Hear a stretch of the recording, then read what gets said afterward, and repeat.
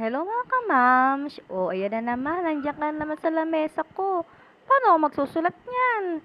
Ipapakita ko sa inyo ang aming mga paninda. Ayan na po siyang lahat. Hindi pa yan kumpleto pero kukumpletuhin po namin yan. Siyempre, sa umpisa, ganyan talaga. And then, papakilala ko sa inyo yung aking mga alagang pusa.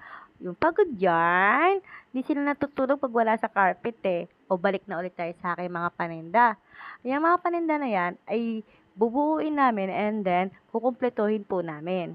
Sa umpisa, ganyan talaga, dadaan ka sa ganyang sitwasyon and then habang tumatagal, pag sinamahan mo siya ng sikap at tiyaga at panalangin, matutupad unti-unti ang mga pangarap natin.